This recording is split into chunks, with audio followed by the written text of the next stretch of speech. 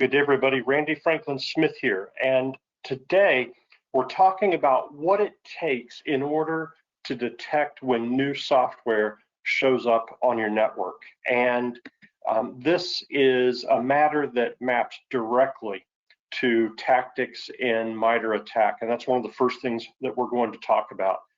This is also a subject that I've spent personally a lot of time thinking about, researching, experimenting, and working with customers on, and it is quite a challenge. But we've got some good things to show you today.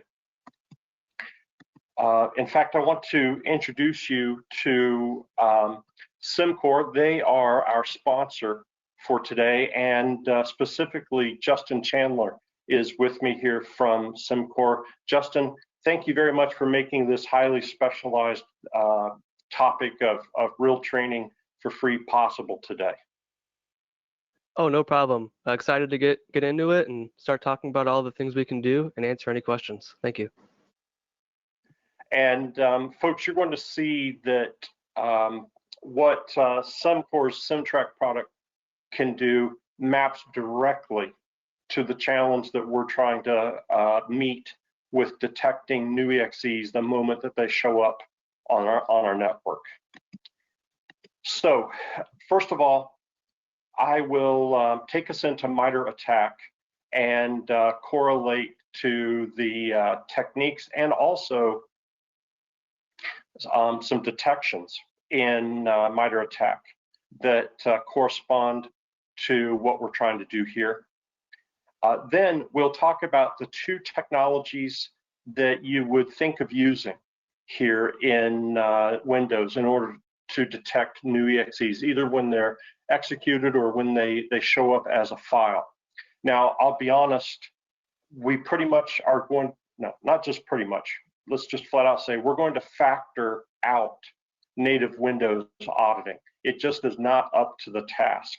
But I'm going to show you why, because I think that may come as a surprise to quite a few people, and this may be something that you have to justify or convince other folks of. And you know, as most of you know, I'm a real fan of the Windows security log, but this is an area where it does not fit the bill.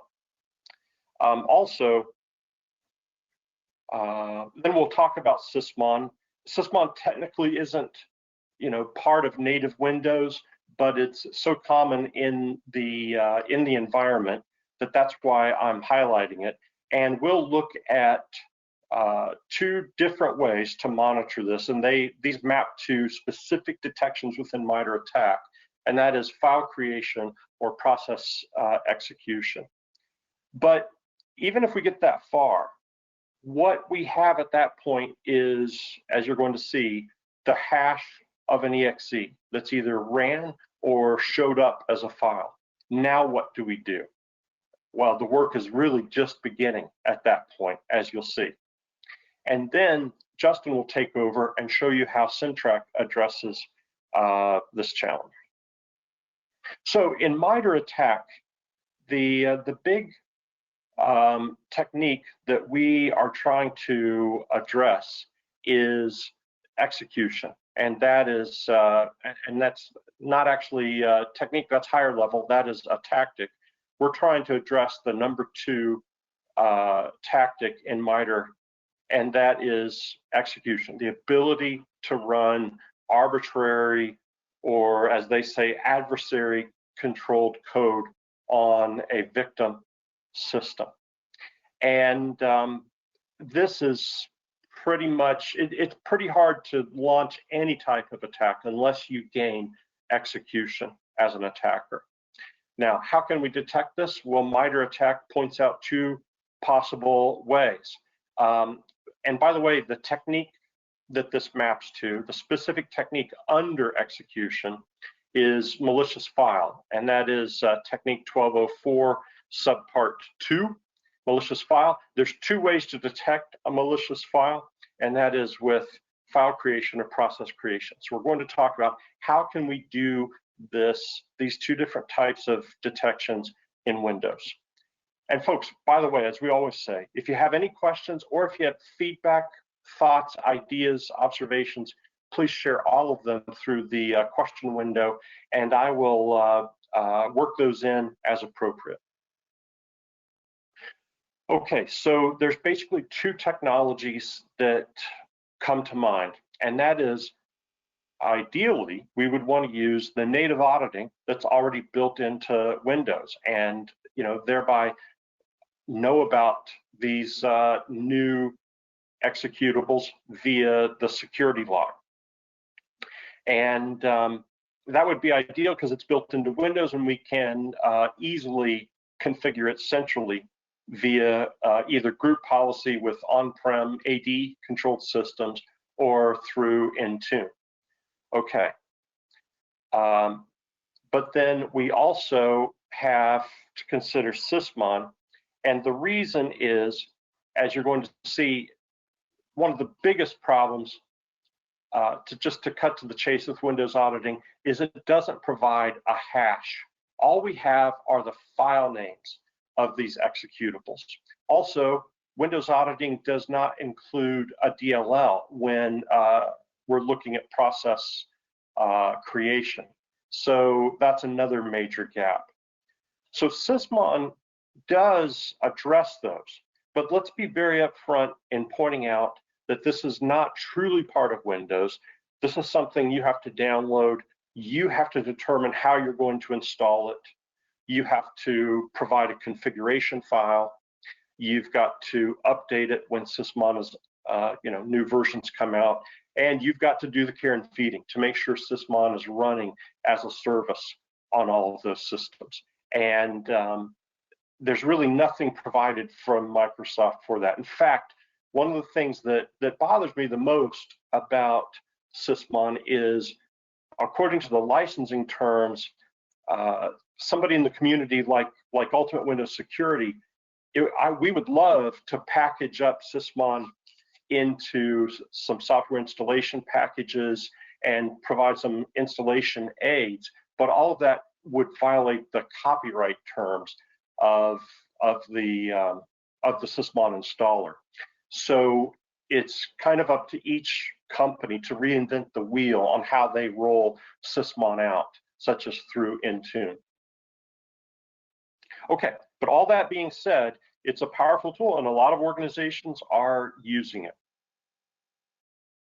So, like we said, there's two ways to detect potentially new executables and DLLs showing up on our network. And the first one is process creation. So let's look at what process creation events are available to us with Windows auditing in the security log and via sysmon. So with Windows auditing, there is a audit policy simply called process creation, and that, if you enable it for success in group policy or Intune, then you start seeing event ID 4688 for every new process created in Windows. And 4688 gives you the name of the program, it gives you the name of the parent program and the user account that the process is running as. But there's two big things that 4688 omits, and this is pretty much a deal breaker. First of all, the DLLs are not included. And a lot of bad guys succeed in packaging their code within DLLs. So we would be completely blind to that. Number two is all we get is the file name. There's no hash. And I'm sure I'm preaching to the converted with the level of cybersecurity people we have in this audience. But obviously, there's all kinds of ways that we can obfuscate what we're doing by, for instance, simply naming our, if we're the bad guy, naming our EXE notepad, and then thus probably flying underneath the radar. So I'm going to factor Windows auditing out as an option here. That leaves sysmon. So sysmon gives us event ID 7 image loaded, and we can configure sysmon to log event ID 7, not just for every EXE loaded, but also every DLL. And the good news is we do get the hash of the file, of the contents of the file. And that's so valuable because now the bad guy can name the file anything he wants, but we have a quote unquote unique hash of the bits, of the code in that file. And that's far more valuable than the file name. Incidentally, information about the authentic code signature is also provided with this event. And here's what that event looks like. Here's Sysmon event ID 7. So we have the path of the image and also the image loaded. So this is telling us about the fact that Notepad loaded the OLE32 DLL. And there we have a hash right there of the SHA-1 hash of the OLE32.dll. Now, if that's a bad guy file, then it may have that file name and that location.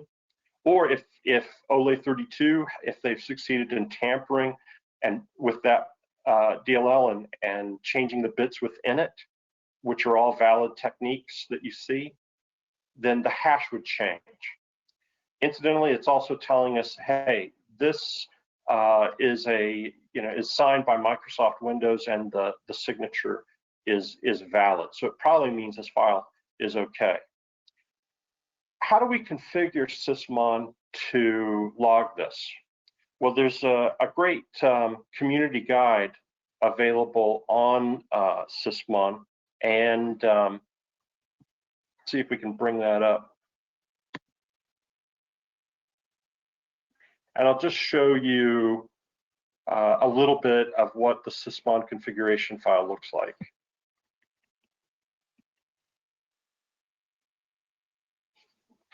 So we're saying, okay, we want to log image load. That's the name of event ID 7. And then we're specifying some rules that filter out some of the noise that we don't want to see. And this is also useful for helping us know when they are running things that require the Windows scripting host. So there's a lot of good techniques in here above and beyond just being able to know when EXEs and DLLs are loaded. So the point here is that you can get very granular with exactly which instances of event ID 7 Sysmon logs. But in our scenario, we would be pretty much wide open. Other than possibly, you might say, well, if the file is signed, the signature is valid, and it's signed by Windows, Microsoft Windows, why then maybe we don't log those events because we're going to trust the authentic code in that situation. All right, that's about the only type of filtering that I would anticipate you doing with your Sysmon rules here. But that's going to provide you with an event. Bear with me, bear with Windows, I should say here. That's going to provide you with this event for every EXE and DLL that's loaded on your network, and then we will have the hash of that file. So you're probably starting to see some possibilities. If we start analyzing those hashes, we suddenly have the capability of knowing whenever a new DLL or EXE is loaded on our network, the first time it's loaded. Now, of course, there's going to be a good bit of analysis and data collection and filtering to be done, but at least we have the raw data at this point. The only other thing to mention here is this detection is based upon when the software is loaded. So some might argue, well, the horse is already out of the barn because this code is already executed. And so that's perhaps one reason why we would be more interested, if possible, in catching when the file is actually created. So let's segue to that. Yes. Brandon, we're not seeing your slides. All right, now we're good. Cool. Okay. So let's segue to file creation. And in this case, again, theoretically, we have native Windows file system auditing available to us. And then we also have sysmon. But again, we have to factor the Windows security log out of this particular mission, because first of all, we can't limit auditing to specific file types. We have to turn on auditing for every type of file, not just DLLs and EXEs. Also, there's no specific event log for file creation. Now, with our audit policy, we could limit the events logged to just when a file is created. But if you are doing any other type of file auditing with the security log, it's not going to be readily apparent whether a file has been modified or whether this is a new file that's been created, because it's the same event IDs. So that's why I say the logged events are kind of ambiguous. And I'm going to go ahead and show you this event, even though we're factoring it out, because again, you may have to convince other people that what I'm saying is true. Now, the good news with sysmon is we can limit auditing to specific file extensions with the rules in the sysmon configuration file. And sysmon will also give us a little bit of other information, such as the process that created the file. But for what that's worth, I mean, the security log does that as well. We're factoring out Windows auditing, and the reason is, well, look at the event. Here at the system level, I've turned on auditing for file system, and you also need to turn on handle manipulation, because the event that catches a file being created is actually a handle manipulation event. Here's the specific minimum audit policy that we need to turn on a given folder. This is that for everyone, we're auditing success of whenever the create file permission is applied or is exercised on either a folder or a subfolder. So you notice there I've left out files. By default, that would say files, this folder, and all subfolders. I've omitted that to where it's just folder and subfolder, and that is because the permission that we're auditing here has two different meanings. On a folder, it indicates that a new file was created, but the very same permission, if it's audited on a file, would indicate that the data within that file has been modified. And so you see how it's a little bit ambiguous. So this event that we see right here, event ID 4656, how do I know that this indicates that a new file called junk.txt was created in audit? Well, in the audit subfolder, you see right there on the C drive. Really, the reason I know it is because I know what my audit policy is on that folder. And I know that the only thing that is going to be audited are file creation events. Other than that, it tells us who did it. It tells us the program used to create the file, and so on. But the hash is missing. So that's the primary reason we factor this out. Now we also have sysmon, event ID 11. So sysmon gives you a specific event for file creation. But the key piece of information for our purposes that's missing is the hash. As you can see, all we have is the name of the file that was created and the name of the EXE of the process that created that file. So we can't use sysmon event ID 11 for this either, even though it specifically tells us about file creation. all we would know is a file was created that is a DLL or EXE, but we can't base our detection just upon the name of the file.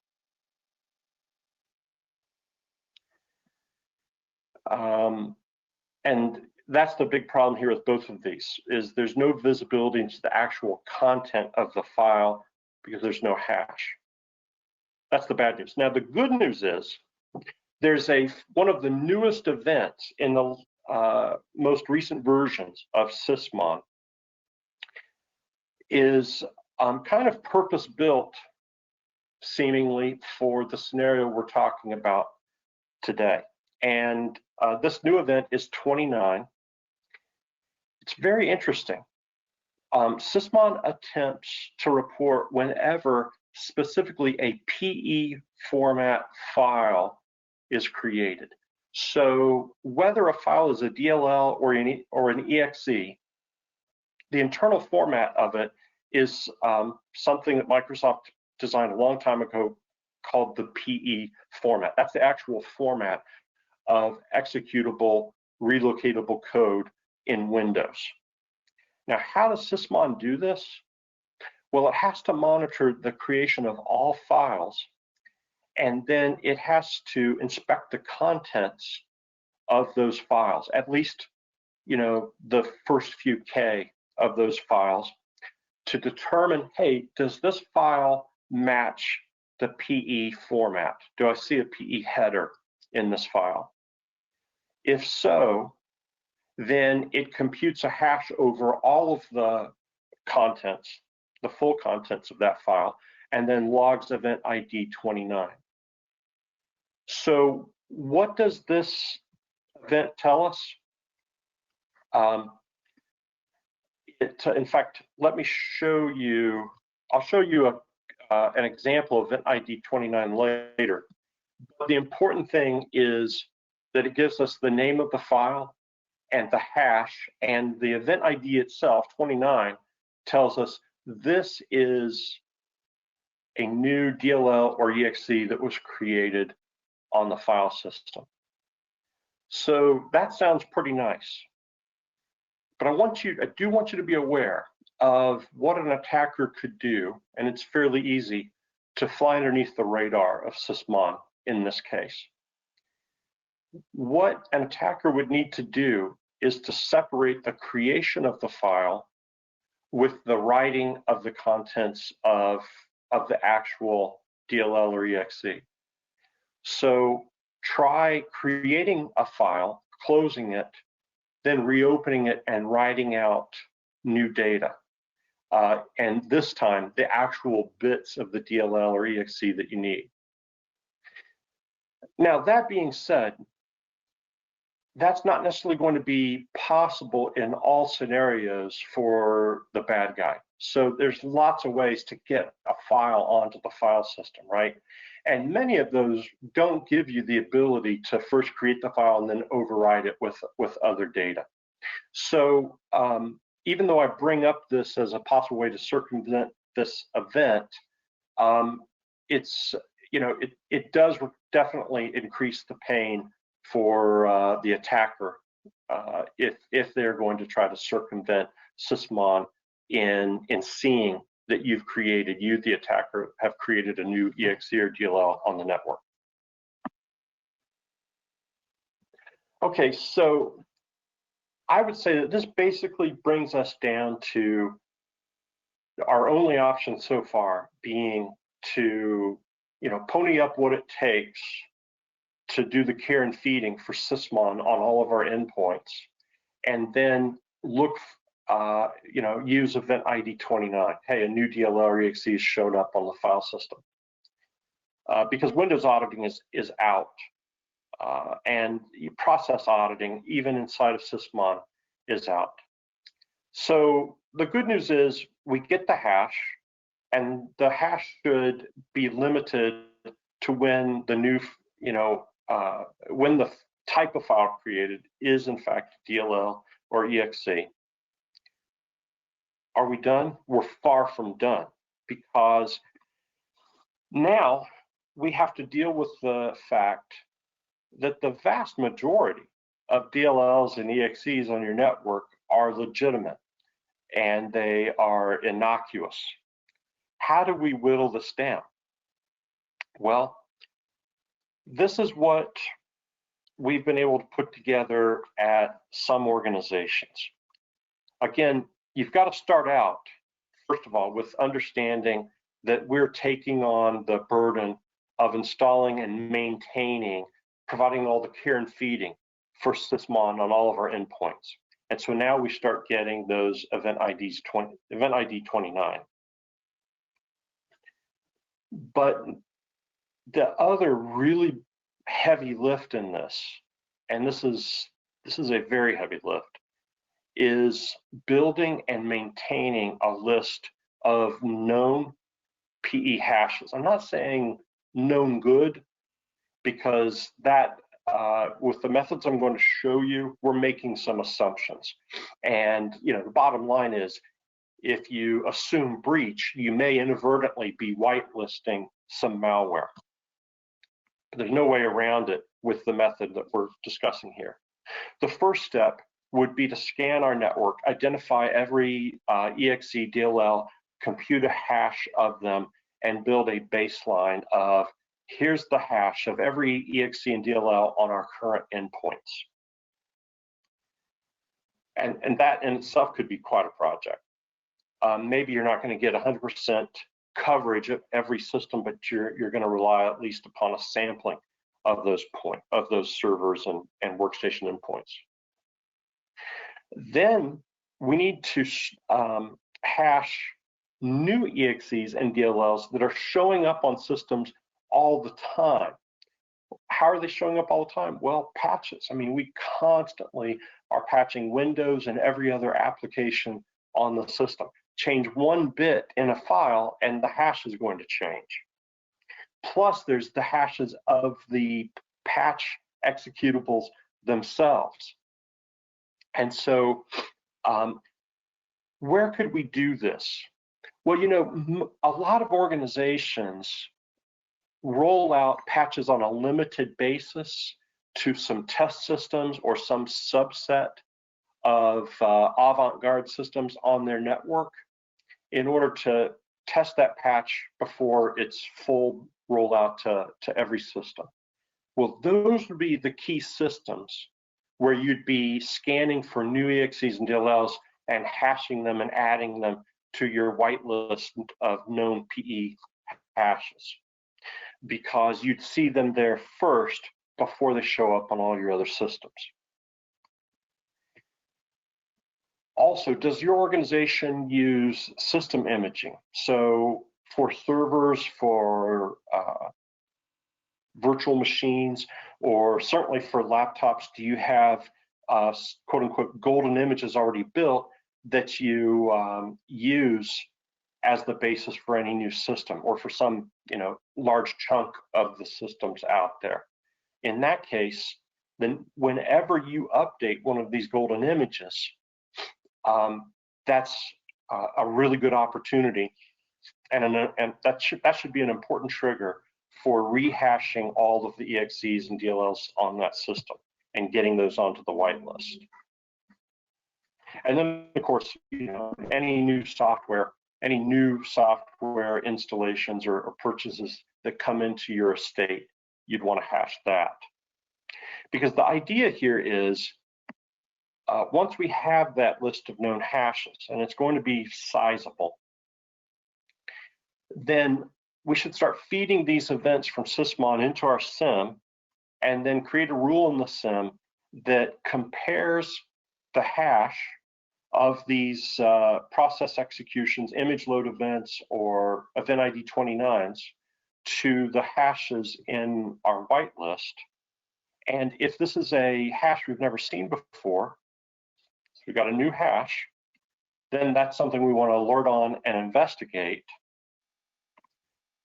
But then I highly recommend we automatically add that to our whitelist. Now, that is going to mean then that we get one alert for every new DLL or EXE that shows up on the network. And that is our one chance to follow through, investigate, and work on this. Now, we may still be collecting all the events of all the other times that that file potentially executes or is created on other endpoints. And you would still be able to query on that to see if this is widespread, is it spreading, etc. But to reduce the noise and reduce the sheer number of duplicate events, we definitely need that ability to dynamically add newly discovered hashes that make it through all these other efforts here to just notify us one time and then put that on the list to ignore going forward. And this is what some organizations have done. But I tell you, unless you have a sizable cybersecurity team that can do these heavy lifts, because this is not a one-time scan, right? This is an ongoing process to whitelist known executables on your network, then I have really only seen practical at organizations of definitely on the higher end, the higher size, where they have got the economies of scale to make it worthwhile. So really, one of the things that we need so bad is a well-curated list of legitimate PE file hashes. And there have been some attempts out there, but so far they lag pretty far behind. And I haven't seen anything that significantly reduces the burden of the task that I just went over. So at the end of the day, Sysmon, and it's really only Sysmon in the Windows plus Microsoft free Microsoft add-on environment that gives us the ability to know about EXEs and DLLs showing up on our network. But we still have to do the needle in the haystack search to eliminate all of the false positives and really whittle that down to just the new EXEs and DLLs that are showing up. And let's be honest, even then, most of them that we investigate are going to be legitimate. But that's what it takes to do it. Now, I want to show you an alternative, and I think you're going to be pretty impressed with what Justin shows you with regard to CimTrak and what they've built at Cimcor, because they've curated this list. I don't want to steal your thunder, Justin, but I want folks to know you've done some of the heaviest lifting here. That's right. Thank you. That's a perfect segue. Let me go ahead and get my screen shared and start showing you how all this works. Okay, you are the presenter. Thank you. So thank you again. I'm Justin from Cimcor. I'm going to show you how CimTrak can really solve this problem about identifying changes throughout your environment, identifying if these files are a threat file or a bad file, and even reducing the noise of the thing it has to review for the known good EXEs and DLLs that are expected to be on the machine to make the operating system work. Randy talked about how you can use Sysmon and other cumbersome methods to get some details regarding process and file creation. I'm going to show you how CimTrak can provide a ton of information surrounding these changes and super easy to configure and get this information. But first, I'd like to note that process and file creation go hand in hand. You remember, some EXE that gets added to some EXE needs to get added to your system first. That's step one. Then that process can launch. You can't do it the other way around. So let's head back over here to my CimTrak console. And one thing to note here is CimTrak can provide instant awareness around some EXE, DLL, or any file type that was added to your system in the first place. But also, we can see if files are not only created, maybe they were modified or deleted in some way. And we're going to do this in true real time. And that can be across many operating systems. I know we've talked about Windows today. This can be for Linux, AIX, Solaris, Mac, FreeBSD, many different flavors out there. And it all comes with the same easy workflow to configure and gather full forensic details such as the who, the what, the when, and the where. And on top of that, something unique about CimTrak is that we can monitor for these changes in different monitoring modes. Let's go ahead and see how. And first, configuration, which is the easiest part. If I wanted to monitor some folder on my system, we're going to go ahead and find that system in my tree view, my asset list, and make a new policy. We're going to do file integrity monitoring and navigate through the file system and tell CimTrak what I want to monitor, what I care about. I'll go ahead and select my folder, and first I'm going to show you log mode, which simply just logs a change. Probably what you expect to see, but our most basic mode, log mode here, is really going to be completely different from the data you've just seen. So we're going to do this in real time. I'm going to go ahead and give this policy a name. Save that. Enable this policy to begin monitoring, but the first thing CimTrak's going to do, the agent on this system, is going to hash all the files in this folder, but we're going to do more than just hash. We're also going to gather all the file attributes, read or write only flags, the permissions, security groups, all these things surrounding that file we can detect. So the baseline is complete. Now we're monitoring. So let's go ahead and make some changes. I'm going to delete some of these files. Let's add some of these EXEs I have over here. Now let's go back to the console, and here in true real time, all this stuff has already come through. I can see some files that were deleted, some files that were added, the process that was used to make the change, full path of the file that was affected, the user who made the change, process ID, thread ID, tons of information. Took me less than a minute to set that up, and here we are getting all these changes in real time. And you can see this item in red is highlighted. This particular EXE appears to be detected as a threat. And I have VirusTotal plugged into CimTrak today. We have a couple other file reputation services you can integrate. But here I can see that this file is a threat based on all these antivirus engines that VirusTotal maintains, just like you'd see on their website. But getting the same information and alert here right inside of CimTrak. But look at that. Here in just less than a minute, we're getting full forensic details surrounding all these changes in real time, and it wasn't too hard to set up. And all the same information can get sent out to the SIM tools, the SOC teams, with all the same forensic details also sent out in real time for those SOC teams and analysts to review. But as I mentioned, we have different monitoring modes. Log mode, that's the most basic one there is. Just log the change like you saw. We can go above and beyond that. The next one I have set up, pre-configured, is update baseline mode, which will still log the change like you saw. What's different here is when we took our baseline, not only do we hash and gather attributes, now we took a copy of these files and stored them in the master repository server in an encrypted and compressed format. Also, as things change, we're going to take incremental snapshots of this directory. So again, if I add these EXEs in,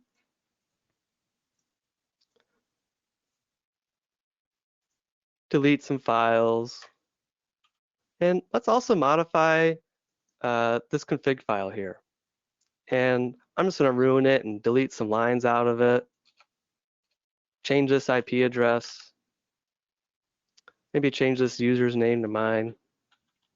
And I'm a really good hacker. I can just simply inject a ton of code really quick and save that file. Now we come back to the console, we're going to see all these alerts yet again, showing the who, the what, the when, the where. But the one difference here is that we're storing the content. So now I can actually see what changed inside of this file. Line by line, side by side, things in blue are modified, red has been removed, and green has been added, with the full comparison as well, and all those attributes showing the size, the permissions, read or write only, modified time, SACL and DACL entries. If any of these things change, you're gonna get that alert. And in this mode, we do take those incremental snapshots, and they're found in the generation tab. This allows me to maybe roll back manually to a previous state. Maybe when this file was added, maybe it was some cryptovirus or something. Oh no.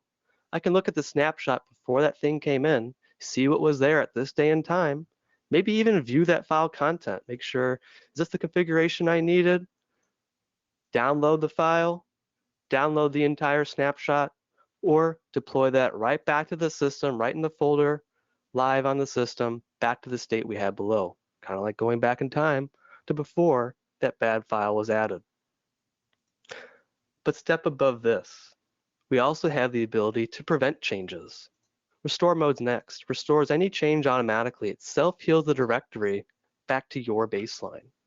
So if I delete these, CimTrak will recognize they're gone and puts them right back where they belong automatically. In fact, those files are still in the recycle bin. That was an actual transfer from the CimTrak repository server in real time. Add a new file, maybe it was a virus. CimTrak will see it doesn't belong here, takes it right out. And maybe I modify this config file, delete everything, and Control S to save, 0KB, goes right back to normal. And of course, coming back to the log, we're going to see that the things I deleted, CimTrak corrected that by replacing them back. And the things that were added were removed, but I could download these out for investigation, or maybe analyze them and see what VirusTotal thinks. Lastly, deny access mode. And this actually stops the operation before it occurs. Now I tried to delete, well, it doesn't work. It doesn't matter if you're an administrator or user, PS exec, a system account, a script, a hacker, doesn't matter. It's completely locked down. CimTrak is protecting these files from changing. And back in the logs, we're going to see all these add and deletes were attempted, but CimTrak prevented them, and everything is fine. All in real time with the same forensic details we've been seeing in the previous examples. Now, right out of the box, we do have some built-in templates for you to get the critical system files covered. I'm not going to make you go get a full list of every EXE and DLL in the system and make you decide if that hash is good or bad, manually copying hashes into some reputation tool to figure it out. That's not practical. We have pre-tuned templates to already monitor what's critical to make your system work.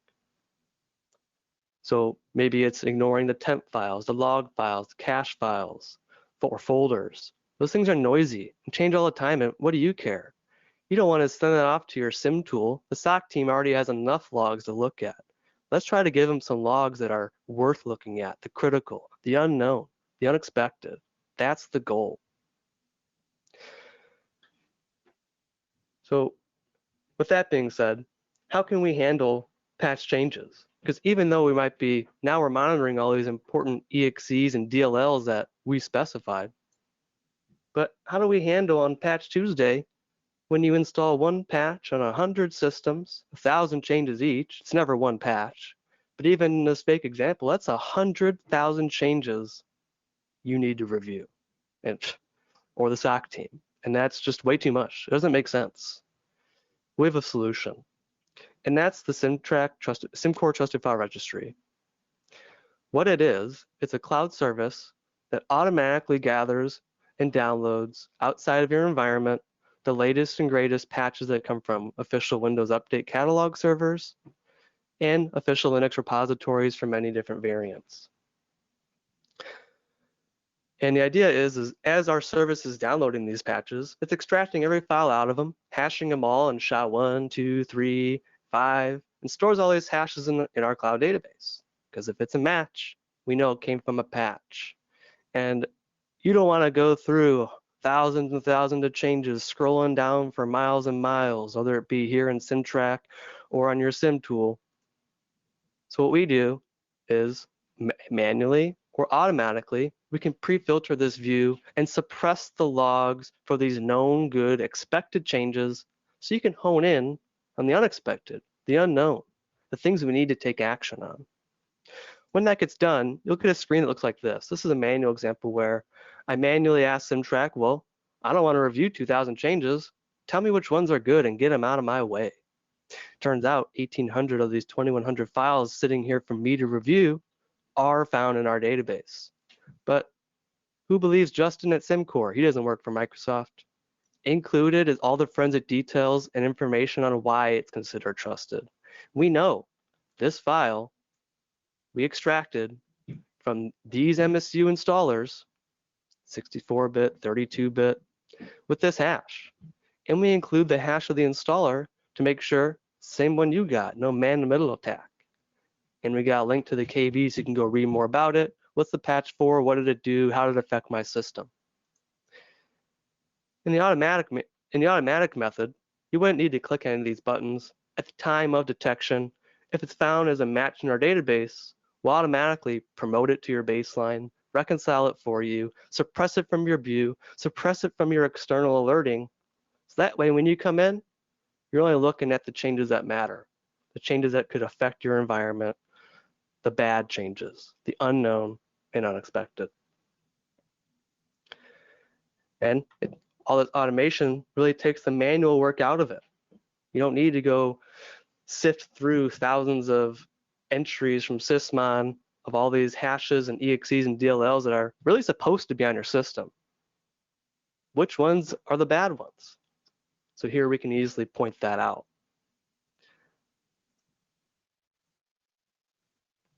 Now, going back to the console, this helps provide greater visibility throughout the entire enterprise. This problem we discussed regarding the general lack of visibility of critical files being added or changing or even deleting in your environment. This applies to many other aspects. It could be servers, workstations, services, ports, registry keys, installed software, drivers, maybe changes going on in Active Directory if a new domain admin user was created, databases, ESXi host, virtual machines, and how they get added, removed, or changed, Docker, Kubernetes, integrating with ticketing systems or ITSM platforms, which gives us even more ability to reduce noise for the known good plan changes that went through your change control process that wasn't related to a patch. Let's go ahead and take a look at the architecture of CimTrak. Here you can see we have the CimTrak master repository in the center. This is our database. This would be installed on a Windows or Linux system. We also have our agents, which would get installed on the servers, workstations, POS devices, or ATMs. We have a collector, which is a different type of agent designed to monitor network devices, routers, switches, ESXi host. These are things you sometimes can't get agents installed on, so we can monitor them in a remote fashion. We also have some add-on modules. This gives the agents more capabilities to monitor things like database schema and config, AD or LDAP or directory service changes, Exchange mailbox config, the ability to run CIS benchmarks and dissystigs to see if your systems are hardened or getting managing vulnerabilities throughout the environment. Talked about a trusted file registry cloud integration helps with the patch changes and reducing the load of things you need to review so you can hone in on the important critical changes you need to take action on. I talked about VirusTotal. We also have Wildfire and Checkpoint Threat Cloud integrations as alternate file reputation services to help detect threats that CimTrak is seeing in your environment.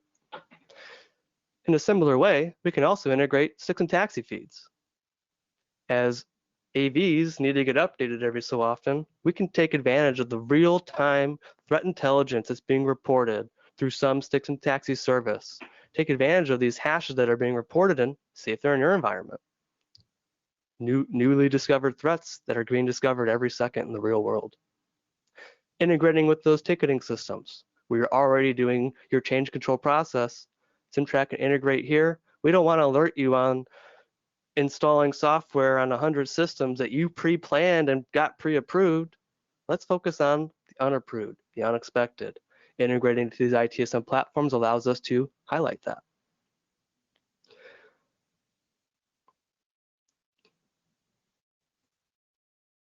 So CimTrak is providing solutions for many problems in the environment. The ability to detect unauthorized changes on critical systems in your environment. Having the ability to prevent changes for critical system files, maybe a config file that maintains your web server or website, application server, database. Whitelisting files for known good files you expect to get in the environment, but want to have automatically promoted to your baseline and suppressing alerts. Drastically reducing the human interaction of reviewing logs and logs and logs and inspecting if things are good or bad, and really providing the insight right away on both our council or even over to the SIM tools and SOC teams. And of course, being able to manage that change control process throughout the entire environment through all different objects that's in an enterprise, servers, workstations, databases, network devices, you name it, while also assessing risk by any threats that we detect through our partner services. So it's all really about having the awareness of things changing in your environment and getting the forensic details and actually taking action and really bringing down that mean time to detect from who knows how long, 200 days. Sometimes people find out these bad things occur way too late, down to seconds. Here's a breakout of the CimTrak platform. We have 4 key pillars that we help with: security, compliance, threat intelligence, workflow and reporting. We talked about file monitoring. We can also do system hardening, change control management, change prevention, those manual or automatic rollbacks, helping show evidence for different compliancees, or managing vulnerabilities through CIS benchmark best practices or DISA-STIGs.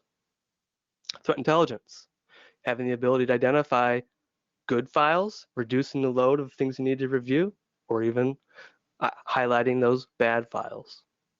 And of course, the easy workflow to configure these monitoring policies, the workflow to manage the changes and review them, integrating to third-party platforms for alerting, customizable reports, and we're a API-first product. Anything we can do in our council, you can do in the back end for your own automation. With that, I think it's time to go through some of the Q&A. I see lots of questions loading up here. Yeah, that was great. Let's start with the top. What about tampering, making CimTrak tamper resistant? Sometimes bad guys will look for known security software and try to kill it. Is that anything you've ever thought about? It's a good question. So one, anytime CimTrak software gets shut down, like an agent on a system, we're going to alert you to let you know that, hey, this system is offline, the agent was taken down, whatever it might be. But also, if anyone tampers with our software, on every startup, all CimTrak components do their own power on self-test. It will refuse to run or launch if it detects that any of its files don't match the hash for that version. Otherwise, it does start up if it's what it expects. That way, no one can inject code into our software without anyone knowing. We're constantly checking this. And of course, while we're already running, you can't make changes to an existing process that's running and has exclusive file locks out there. Just like if you tried to delete an Excel file that's still open in use, for example. Good question. Cool. Steve asks, do you have to remember to disable protection before applying patches? That's a good question. And yes, you do need to remember, otherwise CimTrak's going to block those changes. We have the ability to disable that policy so you can make your approved changes. Once it gets put back, once you're ready to enable the policy, turn it back on, and we're back down in lockdown mode. And this is something you can automate with your change control process using our API. Okay, cool. Let's see here. Israel says, can CimTrak compare not? Yes, it can. However, obviously for a human, it wouldn't be very helpful. For example, I commonly get questions about Word documents. We can compare it, but just like when you open up a Word document in Notepad, it's a bunch of gobbledygook. Unfortunately, they designed it to where it only opens up in Microsoft Word. So really the comparison is only useful for things that are plain text or things we can see, like config files or text documents. But if it's a binary file, there's no use in comparing it, but we'll let you, but it's not going to be anything you can read. Okay, that's interesting. Let's see. So Bradley's interested in ESXi hosts, and he asked, do you have agents for ESXi hosts? Now, as far as I know, you can't install agents on. That's exactly right. Yeah. It's impossible. ESXi is a lockdown operating system. So that's why we have our collector for these sorts of scenarios, whether it be a Cisco router, ESXi host. We can't put agents on these devices. So we need to do it in a remote fashion. For an ESXi, we would connect to the host over 443. You would provide credentials to get in there, and we'd monitor all the virtual machines and all the ESXi configuration. So think of vSphere and all the settings that are in, the host manage area. There's tons of settings in there. We're monitoring the actual VMware configuration. We're actually doing a backup. The same thing you would do to back up your host config that stores all of your settings. We're doing that too. We're doing it on a polling interval to see, well, which settings are changed from sync 1 versus sync 2. And that'd be the same workflow for a Cisco as well.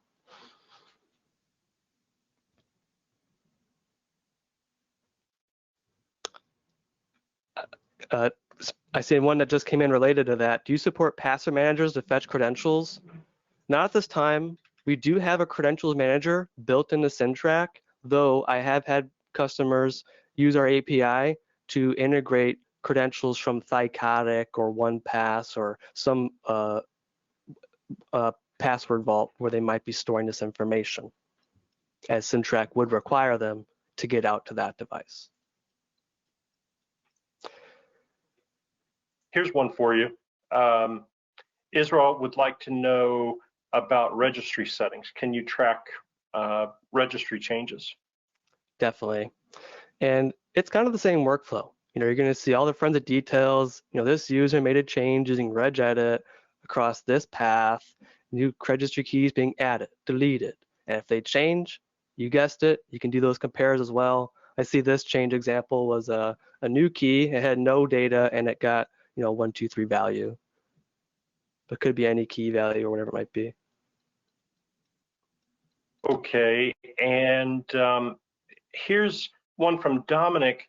He says, can you explain more details about how you integrate with CrowdStrike?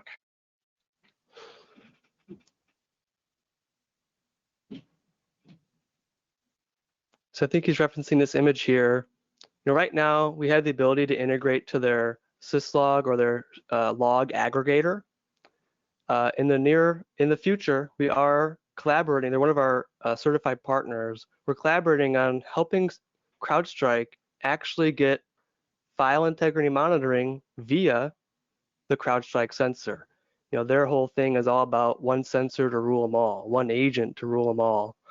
And we will be one of the first apps in the App Store to integrate FIM using that sensor, although it won't be as forensic detail rich as you see with our agent, as we're limited to only the APIs that the CrowdStrike sensor does. So if you're interested in all these forensic details for all these different types of objects, the better answer would be to load the CimTrak agent side by side. Okay, good. Hey, folks, keep these questions coming in. We've got a bunch more for you, Justin. Yeah. Let's see here. Ehsan would like to know about SQL schema changes. You probably don't have an example of that ready to go. Actually. I do. Oh, okay. I got answers for everything. So whether it be a SQL Server, Oracle, IBM DB2, MySQL, MariaDB, it's all kind of the same workflow. Similarly, with the Cisco or ESXi, you're going to have to plug in some credentials so we can go run queries against that database to gather information. For SQL Server, we break it up into two sections. First, your database. You could choose one or many that you want to monitor. For any database, we categorize the attributes we're gathering. So role, certificates, stored procedures, schema, sequences, triggers, tables, users, views. When any of these things change, we're going to tell you in the same fashion like everything else you've seen today. The other thing we monitor is the instance info. Imagine the SQL Management Studio. Going to the top, File, Properties. There's tons of settings in there too. Minimum packet size, user connection limits. These are settings that are for all the databases in the instance, and we can monitor this as well. And CJ's interested in your Splunk integration, and you can probably see it. He's got a couple questions there about what does it take to integrate it? Is there a lot of setup involved, and so on? No, it's pretty simple. It's the same story for any SIM tool, really. We're sending syslog to it. You're going to have to create an indexer or a listener. They all have different terms for this to ingest this syslog from some IP address and parse it. And every Splunk customer I've talked to really has their own methods and ways they want to parse the data and create incidents on them. But really the goal is getting our messages into the platform, which will be via syslog, CEF, usually what people do, but we also support LEAF, LEEF, for the QRadar type customers out there as well. Okay. Asan would like to know, can I run this as on-prem or is it a software as a service solution? Right now it's on-prem, so you'd be served software to be installed on a Windows or Linux host yourself in your own environment. I mean, it could be in your own private cloud or something, but we do not offer software as a service yet, but it is on our near roadmap. All right. And Keithan is wondering about driver updates or regular software updates. And I think you kind of covered that already, right? With the API and your change control process? I talked about Windows patch updates, but we can handle driver and other software too. For example, here's the baseline I have for my system for all the drivers on the host. We'll even find our CimTrak driver here, which is the secret sauce to gathering all these details. But when a new driver gets added, removed, or modified, we're going to tell you and provide those forensic details regarding what was changed about the driver or added or removed. And same with software. We can do an inventory of the software installed on your system. I got 7-Zip, Google Chrome, Internet Explorer, Notepad++. If you upgrade, downgrade, uninstall, install, all the forensic details for all of these attributes are found in CimTrak and can be alerted on. And let's see here. Goran is wondering about Windows Defender and your capabilities on monitoring that. That's a new thought. I had never even thought of that, but go ahead. We could, whether it's Windows Defender's log file or Windows application log or a random log file for some application, we can monitor those too. But we don't want to monitor them from change because they change all the time, every second, all the time, constantly. I don't want to bombard you with a million alerts a second for a log file that's supposed to change. That's a false positive. What we can do though is tell you when those log files are tampered with. If they get decreased in size, which really should never happen, or maybe on specific timing intervals or size intervals, or maybe if those things get changed, I don't have an example right now, but if they change by permission, if that log file gets deleted or recreated, or any other attributes that will tamper with that file or anything about it, we can alert on. And Aldo's wondering, what is your licensing metric? Is it the number of endpoints monitored or what? It is per endpoint, but some of them are priced differently, like a server is more than a workstation. Network devices are different from an ESXi host. So we're really a modular suite where you can really pick and choose the things you need in your environment to monitor. We're not going to make you get everything. Really customize it for your needs per endpoint. Curtis is wondering about customer size. Is this only something for really big enterprise customers, or maybe, if you just talked about the kind of range of endpoint sizes that you've got customers. All sizes. I have a mom and pop sandwich shop with one server, back of house server for PCI compliance. I got gigantic customers such as Zoom, who has 300,000 endpoints and growing day by day. Everyone, no matter what size, has the same problems we discussed today. And even putting those problems aside, everyone wants the awareness about what's changing in my environment, that critical file that makes that website or server run, or application or service. Everyone has something that's business critical. It doesn't matter what size you are. This is so easy to use and install. It doesn't take a whole lot of time to manage and baby. It's nothing that only big enterprises use. It's for all sizes, even a single system. Great. So Simon, I bet he's kind of like maybe in the defense area. He asks, can this be run in an air-gapped network using packaged update? Oh yeah, in fact, we expect it. I work with tons of military and government contractors who require our FIPS 140-2 version of our software, and we expect air gaps. We don't even require internet access. Some of these services might, like the VirusTotal example or Trusted File Registry. Obviously in a darknet, you can't use those services, but they're not required either. So definitely work in darknets. We basically expect it when we design our product. Let's see. CJ wonders if you have minimum storage requirements for on-prem, or is everything in our cloud or Cimcor? So you'd already mentioned that you can run it in your cloud, and I assume if you do, then all the storage would be in their private cloud. Yeah, it's going to be wherever that CimTrak master repository server lives. We don't do SaaS at this time. We don't have a cloud at this time. It is coming soon.